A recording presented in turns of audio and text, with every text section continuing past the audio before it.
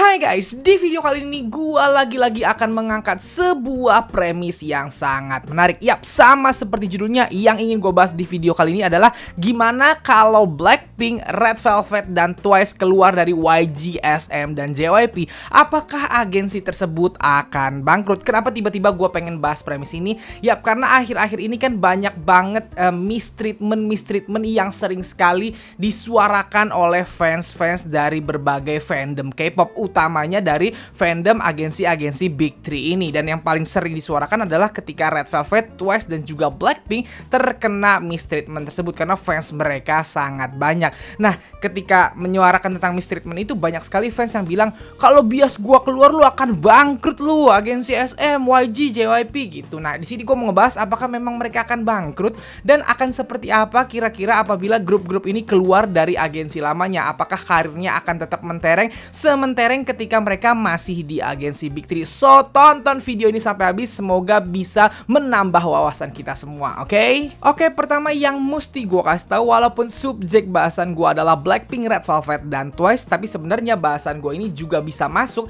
ke grup-grup di bawah agensi Big Three lainnya seperti EXO dari SM atau iKON dari YG gitu. Jadi kalau kalian fans dari grup-grup tersebut, kalian juga bisa mendengarkan video ini sampai habis. Yap, yang pertama yang mesti kita akui adalah Blackpink, Red Velvet, dan juga Twice adalah 3 girl group K-pop terbesar sekarang. Ya, mereka yang terbesar di antara girl group lain. Nah, sebagai 3 girl group K-pop terbesar era ini, kehadiran mereka bertiga tentunya bisa dibilang jadi salah satu poros utama. Jadi salah satu sumber pendapatan utama agensi masing-masing. Blackpink dengan YG-nya, JYP dengan Twice-nya, Red Velvet dengan SM-nya. Tentunya mereka jadi salah satu kuncian bagi agensi-agensi untuk mendapatkan uang.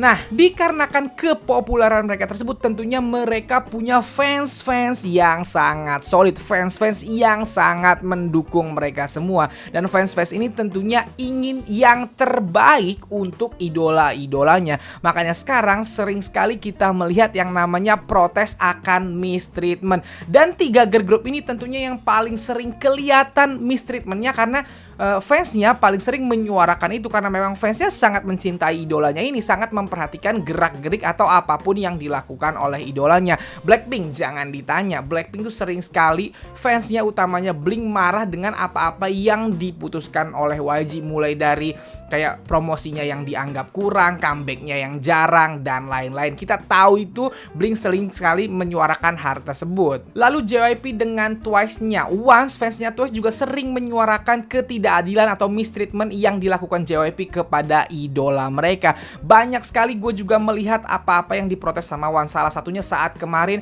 ketika gue inget banget pernah ada teaser MV-nya Twice, teaser baru comeback-nya Twice, ternyata latarnya diambil dari Google aja gitu, dan once banyak yang marah ketika itu. Dan juga SM dengan Red Velvet, jangan ditanya juga. Red Velvet itu fansnya bahkan sering bilang bahwa SM lebih mencintai boy group ketimbang girl groupnya gitu, sehingga Red Velvet sering sekali dikacangin atau tidak mendapatkan promosi yang pantas gitu. Apalagi saat setelah Psycho dan Wendy ketika itu kena kecelakaan, Red Velvet tuh kayak didiemin aja sama SM gitu. Begitu juga ketika Irene kemarin kena masalah. Pokoknya ada aja yang diprotes, dan itu wajar. Karena apa? Karena fans mencintai idolanya dan ingin idolanya mendapatkan yang terbaik. Sementara perlakuan dari agensi sering sekali dianggap tidak sesuai gitu, tidak patut gitu. Mereka tidak menuntut, fans ini kebanyakan tidak menuntut perlakuan yang terlalu spesial gitu, hanya minta perlakuan yang standar aja, yang selayaknya gitu. Nah, yang diprotes karena dianggap tidak selayaknya perlakuan antara agensi dan juga artis yang harusnya simbiosis mutualisme. Nah, sejujurnya soal mistreatment ini udah beberapa kali gua bahas. Kemarin bahkan gua sempet ngebahas tentang 3 girl group dari SM, YG, JYP yang di mistreatment oleh 3 agensi ini sampai bubar, girl group dari generasi kedua mereka gitu. Gua pernah bahas, silahkan cek video itu kalau kalian penasaran gitu. Jadi yang namanya mistreatment mistreatment oleh 3 agensi ini bukanlah hal baru, bukan barang baru karena sudah diprotes dari jauh-jauh hari.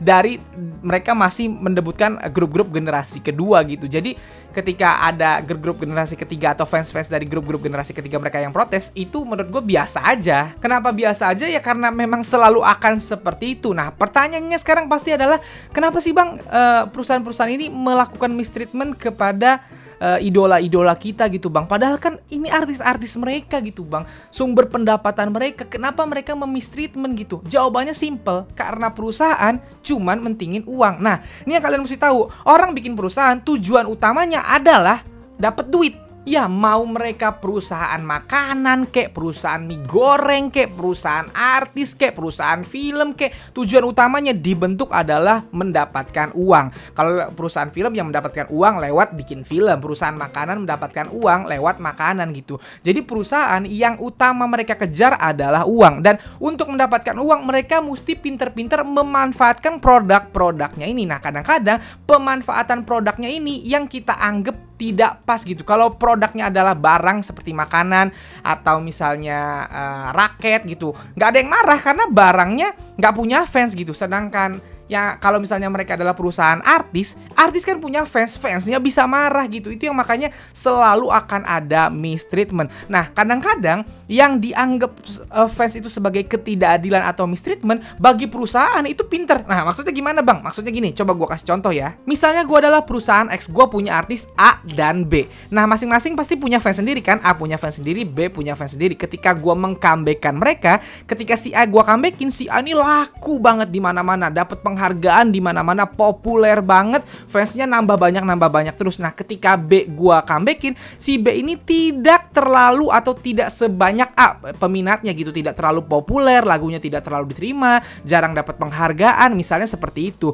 Nah, menurut ilmu ekonomi kan tentunya gue akan terus-terusan meng-comeback-kan si A dong, karena si A ini lebih laku. Si B gue comeback-in jarang-jarang. Kenapa? Karena modal untuk bikin lagu, untuk meng-comeback-kan artis itu gede gitu. Nah, tentunya gue pingin balik modal, pingin modalnya berkali-kali lipat lebih bagus ya. Tentunya gue akan meng-comeback-kan A berkali-kali, sedangkan si B gue comeback-in jarang-jarang. Karena si B pas gue comeback-in dia nggak terlalu laku. Kalau A laku banget, makanya gue comeback-in mulu. Nah, hal tersebut tentunya akan membuat marah fans si B karena dianggap mistreatment. Kenapa bias gua jarang di-comebackin, kenapa bias yang satu lagi harus selalu di-comebackin? Nah, kalau dari mata fans B kan pastinya mistreatment, gak adil gitu. Tapi dari kacamata perusahaan, gua pinter. Karena itu ilmu ekonomi, itu prinsip ekonomi. Yang laku yang gue jual mulu, yang nggak laku ya gue jualnya jarang-jarang gitu. Itu contoh yang pertama. Terus contoh yang kedua, misal gue perusahaan X lagi, gue punya artis A gitu. Nah, artis A ini gue comebackin atau gue debutin dan langsung famous di mana-mana, langsung terkenal banget. Mereka punya daya jual yang sangat tinggi. Nah, ketika mereka sudah terkenal banget, akhirnya mereka dapat endorse dari berbagai produk-produk besar. Mereka jadi bintang iklan dan cuannya sangat besar gitu. Akhirnya gua sebagai agensi pastinya sekali lagi menggunakan prinsip ekonomi gitu. Daripada gua comebackin nih artis terus, mendingan gua jadiin bintang iklan, comebackinnya sesekali aja. Kenapa begitu? Karena kalau gua nge-comebackin ini artis, comebackinnya itu butuh modal gede banget. Pendapatannya belum tentu sebesar jadi bintang iklan. Sementara ketika artis gua yang A ini gua jadiin bintang iklan, gua nggak modal apa-apa. Si artis ini tinggal jalan aja. Semua kreatif, semua promosi, semua syutingan itu udah diatur sama bintang iklannya. Si artis ini cuma dapat cuannya doang, cuannya gede lagi. Nah, agensi kalau pinter ilmu ekonominya, tentunya dia akan jual artis ini sebagai bintang iklan aja, jarang-jarang di-comebackin. Karena comebackin artis itu butuh modal gede yang didapatkan belum tentu sebesar ketika dia jadi bintang iklan gitu. Nah, fansnya akan marah. Fans grup A ini pasti akan marah. Kenapa? Karena menganggap bias gue kan penyanyi, comebackin sebagai penyanyi dong, sering-seringin comeback. Kenapa jarang banget comebacknya? Tapi kalau dari kacamata perusahaannya pinter. Karena dengan jadi bintang iklan dapat cuan lebih gede daripada harus comeback mulu. Nah, paham nggak? Jadi sering sekali keputusan perusahaan ini memang bikin sakit hati fans gitu. Bagi fansnya itu mistreatment, bagi perusahaan itu pintar gitu. Karena perusahaan dibentuk untuk mencari uang. Itu yang mesti kalian kalian paham dulu. Nah, sekarang mari kita mencoba menjawab pertanyaan utamanya. Apakah SM, YG, dan JYP apabila ditinggalkan artis-artis utamanya seperti Blackpink, Red Velvet, Twice, EXO, iKON, dan lain-lain, apakah mereka akan bangkrut? Jawaban dari gue pribadi, mereka tidak akan bangkrut. Gue ulang, mereka tidak akan bangkrut. Mereka mungkin akan goyang dan akan pusing untuk sementara waktu, tapi mereka tidak akan bangkrut. Kenapa gue bisa yakin seperti itu? Jawabannya adalah karena 3 agensi ini adalah 3 agensi besar yang sudah menjejakkan karirnya di dunia K-pop sejak generasi 1 dan generasi kedua, guys. Mereka adalah perusahaan yang udah settle, yang udah mencetak bintang berkali-kali gitu. Nah, jadinya kemungkinan mereka bangkrut itu sangat kecil. Memang kita menganggap bias kita yang paling hebat, bias kita adalah sumber pendapatan utama agensi-agensi ini. Kita kesel sama agensi-agensi ini kalau misalnya mereka melakukan mistreatment gitu. Tapi lu nggak bisa menganggap kalau bias lu cabut, nih agensi bakal bangkrut gitu, atau nih agensi hanya bergantung sama bias lu seorang. Ini agensi besar yang udah berkali-kali mencetak bintang. Bias lu bukan bintang pertama, bukan idol terkenal pertama yang mereka buat. Mereka udah ngebuat ini berkali-kali. Contoh YG. Dulu waktu gua ngefans YG di generasi kedua, waktu 2NE1 keluar, gua bilang sama diri gua, gak akan ada lagi idol yang akan seperti 2NE1 atau yang bisa mengalahkan 2NE1. 2NE1 ini udah keren banget. YG sendiri gak bakal bisa bikin 2NE1 selanjutnya gitu. Begitu 2NE1 bubar, YG bikin Blackpink yang ternyata lebih besar lagi dari 2NE1. Kok bisa? Gak tahu, memang mereka udah punya formulanya aja gitu. Sama seperti kalau lo ngefans SM, dulu mereka udah punya SNSD. Pastilah fans SNSD gak akan berpikir kalau SM bisa membuat grup yang sama tenarnya dengan SNSD gitu. Dan sekarang mereka punya Red Velvet dan juga JYP gitu. Dulu punya Wonder Girls. Wonder Girls tuh terkenal banget. Tahu-tahu mereka bisa bikin Miss A, mereka bisa bikin Twice gitu. Dan sekarang mereka punya ITZY gitu. Jadi agensi-agensi ini adalah agensi-agensi yang sudah berkali-kali mencetak bintang. Ketika mereka kehilangan bintangnya, mereka bisa bikin bintang yang baru gitu. Karena di balik artis-artis yang sekarang sudah debut, mereka masih punya puluhan atau mungkin ratusan trainer yang siap mereka debutkan sebagai artis. Dan mereka punya formula untuk membuat artis-artis ini terkenal. Kenapa mereka punya formula? Karena sekali lagi mereka berkali-kali. Kecuali agensi lu adalah agensi yang baru mendebutkan atau mencetak bintang sekali, bias lu doang, baru lu boleh beranggapan kalau mereka akan bangkrut ketika ditinggal bias lu. Kalau 3 agensi ini enggak, makanya mereka disebut Big Three karena sejarah mereka udah panjang banget di dunia K-pop. Makanya di sini gue mau ngasih tahu ke kalian fans-fans dari grup-grup Big Three gitu, boleh nggak kalian kesel sama perusahaannya? Boleh lah. Emang perusahaan ini kadang-kadang nyebelin. Gue sendiri juga kadang-kadang sebel, bahkan artisnya sendiri sebel. Di hari gue bikin video ini, Kai EXO diberitakan langsung terang-terangan nyindir SM di videonya, di kontennya sendiri gitu. Dan banyak sekali fans-fans EXO yang juga kayak, iya nih SM memang begitu gitu. Bahkan ada beberapa fans EXO yang ingin EXO itu keluar aja dari SM gitu. Wajar nggak kesel sama perusahaan? Wajar, karena sekali lagi perusahaan diisi oleh orang-orang yang nyari duit gitu. Dan kadang-kadang keputusan mereka nyari duit itu emang ngeselin gitu. Wajar kalian marah, tapi jangan merasa kalau bias kalian adalah sumber utama atau yang membuat si agensi itu hidup gitu. Karena agensi ini udah settle, ada dan gak ada bias lu, dia bisa bikin idola baru yang mungkin sama terkenal atau bahkan melebihi bias lu gitu.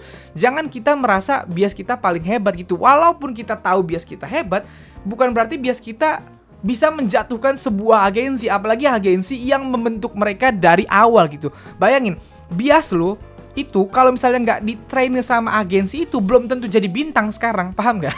Kalau bias lu ini nggak ditemukan bakatnya oleh para agensi Big Three ini, dia mungkin nggak terkenal sekarang. Atau bias lu ditemukan bakatnya oleh agensi yang bukan agensi Big Three, belum tentu seterkenal sekarang gitu. Memang harus kita akui, walaupun mereka nyebelin, mereka sangat berjasa untuk para idola kita gitu. Makanya hubungan antara fans dan perusahaan itu harusnya love-hate relationship. Love ketika mereka melakukan hal yang baik, ketika mereka memberikan lagu yang bagus gitu, ketika mereka memberikan konser yang keren. Tapi hate ketika mereka melakukan hal-hal yang memang nyebelin gitu. Jangan sepenuhnya hate gitu, jangan sepenuhnya juga love. Karena kalau lo sepenuhnya love, orang namanya perusahaan, ngapain lo mencintai perusahaan gitu, orang-orang yang cari duit gitu. Kalau lo mau mencintai, ya cintai artisnya karena artisnya berkarya. Kan yang lu nikmatin karyanya, bukan duitnya. Duit mah kita ngasih malah ke mereka gitu. Nah, sekarang pertanyaan terakhirnya adalah apakah ketika bias-bias kita ketika Blackpink, Red Velvet, Twice ataupun EXO, iKON keluar dari agensi Big 3, mereka akan sukses. Sukses di sini adalah sesukses ketika mereka masih di agensi Big 3. Gua nggak akan menjawab secara eksplisit. Silahkan kalian lihat sendiri grup-grup keluaran Big 3 yang akhirnya keluar dari agensinya, entah sebagai solo atau tetap segrup. Lihat pencapaian mereka, apakah pencapaian mereka sama besar ketika mereka masih di bawah Big 3. Lihat sejarahnya, lihat datanya. Sekuat itukah power mereka ketika mereka keluar dari agensi Big 3. Kalian bisa lihat, mereka itu terkenal murni karena merekanya aja atau karena kepintaran agensi Big 3 ini dalam membuat mereka menjadi terkenal. For your information ya, buat bikin sebuah karya yang susah itu bukan cuma nyanyiinnya guys, bukan cuma syuting MV-nya. Yang susah itu adalah mikirin bakal bikin lagu apa lagi, mikirin kontennya akan seperti apa lagi, mikirin promosinya akan seperti apa lagi. Artis kita nggak punya itu. Artis kita kan adalah artisnya yang menyanyikan lagunya, yang menampilkannya. Itu artis kita tuh adalah produk akhirnya. Yang susah adalah proses kreatif awalnya. Dan yang punya proses kreatif awal itu adalah agensi-agensi ini gitu.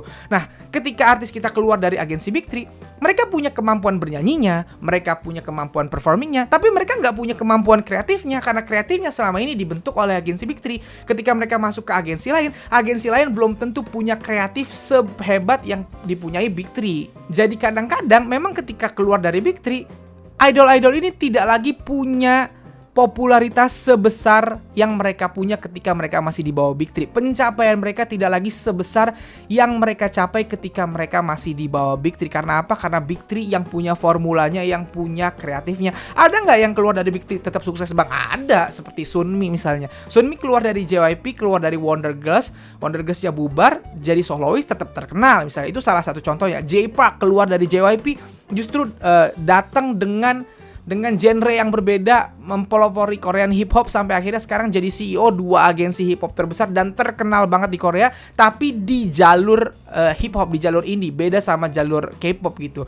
Nah, ada beberapa yang keluar tetap terkenal, tapi ada nggak bang yang keluar justru namanya hilang? Ada nggak yang keluar justru namanya jadi nggak sebesar dulu? Banyak gitu. Nah, jadi silahkan kalian data sendiri. Kalau kalian adalah SM Stan, kalau kalian adalah JYP Stan, kalau kalian adalah YG Stan, kalian lihat grup idol lama dari YG, grup idol lama dari JYP, grup idol lama dari SM yang udah keluar, karirnya seperti apa sekarang?